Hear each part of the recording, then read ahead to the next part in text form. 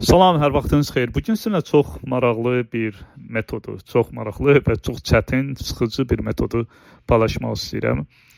Amma məhsuldarlıq mövzusunda, disiplin, iş görmə, iş başlama, iş bitirmə mövzusunda çox maraqlı olan, çox faydalı olan, daha doğrusu effektli olan bir metoddur bu.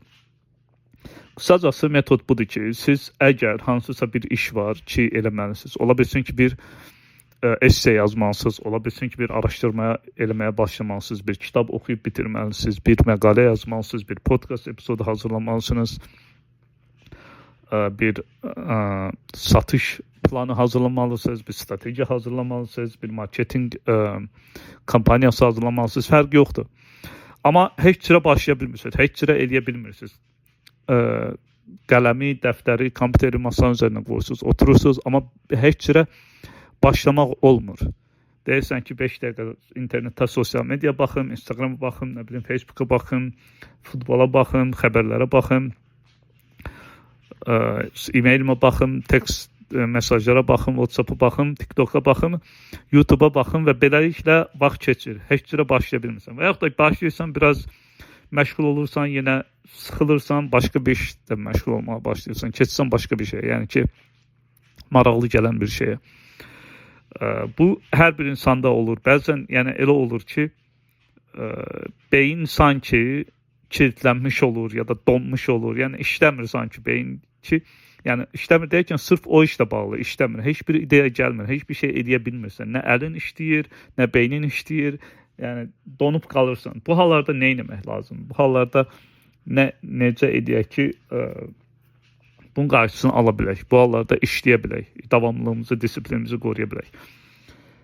Ən yaxşı edə biləcəyimiz, ən ağıllı şeylərdən biri odur ki, deyək ki, bugün o iş üçün sizin 1 saat vaxtınız var. Etməli olduğunuz iş üçün nə lazımsa onu götürürsünüz, oturursunuz masanızda və deyirsiniz ki, bu 1 saat ərzində mən öz-özünüzə, yəni deyirsiniz, öz-özünüzə bir növ söz verirsiniz, şərt qoyursunuz ki, bu 1 saat ərzində mən sadəcə ya bu iş edəcəm, ya da ki, başqa heç bir şeylə məşğul olmayacağım. Və başlayırsınız. Əlbəttə ki, ilk başda edə bilməyəcəksiniz. Və burada önəmli olan da budur. Bu heç bir şey edə bilmədiyiniz anda nə etmək? Heç bir şey edə bilmədiyiniz anda heç bir şey etmirsiniz. Yəni ki, sadəcə gözləyirsiniz. Çünki beyin davamlı olaraq istəyir ki, yeni, maraqlı olan nə iləsə məşğul olsun. Və biz də hər dəfə bunu beynimizə verəndə, o maraqsız olan, amma önəmli olan işdənsə, onu etmək bizim üçün çox çətinləşir. Çünki beyin davamlı olaraq yeni bir şey işləyir, dopamin axtarışındadır, yeni nələrsə istəyir. Amma alternativi daha sıxıcı, daha bezdirici edəndə, o zaman iş bizim üçün nisbətən asanlaşmış olur. Yəni bizim üçün deyək ki, beynimiz üçün asanlaşmış olur. Yəni bir tərəfdə işə başlamaq istəyən, amma biraz sıxılan kimi Facebooka baxırsan, mesajlara baxırsan, nə bilim, xəbərlərə baxırsan, sonra biraz işləmək istəyirsən, 15 dəqiqə təzədən yenə eyni şeyi təkrarlayırsan. Beynin daima qaçış üçün, işdən qaçış üçün bəhanəsi var, səbəb var. Amma sən beyninə deyəndə ki, bugün bu 1 saat ərzində ya bu işi edəcək, ya da başqa heç bir şey eləməyəcək. Yəni ki, iki beynimiz bilir ki, artıq bizim 2 seçimimiz var. Amma bunu dedirsə, gərək sadiq qalasınız, sözünüzə, vədinizə sadiq qalasınız, eləyəsiniz ki, beyin bilsin ki, bunu dedirsə, bu belə də olacaqdır. Yəni 15 dəqiqə sonra sözünüzə unudub, sosial mediada və s. vaxt keçirməyəcəksiniz. Yəni beyinə deyirsiniz ki, 1 saat vaxt var. Bu 1 saat ərzində ya işi görəcək, ya da sadəcə oturub gözləyəcək.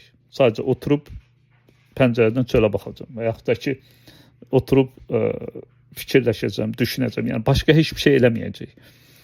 O oturmaq və gözləmək, heç bir şey eləməmək beyin üçün çox çətin bir şeydir.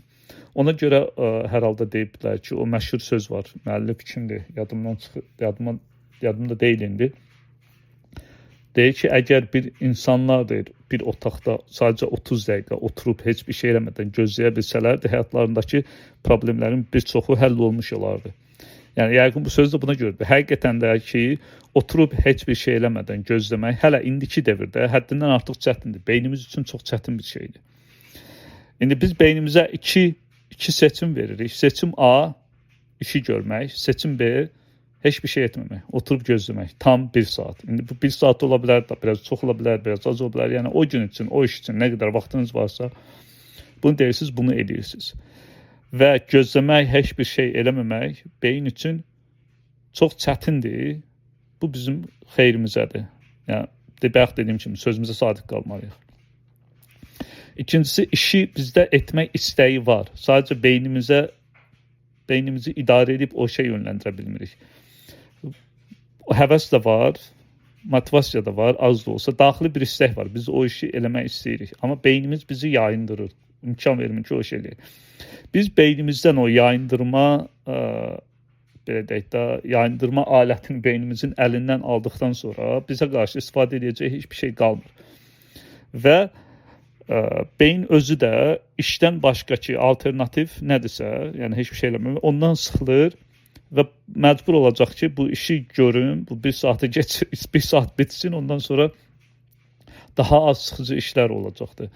Həm bu tərəfdən belə deyək də, bir sanki müttəfiq əldə eləmiş oluruq, bir əlimiz güclənmiş olur. Digər tərəfdən də bizdəki o işi görmə istəyi, motivasiyası yavaş-yavaş daha da artmağa, çoxalmağa başlayır. Və bundan sonra başlayırıq iş üzərində də işləməyə.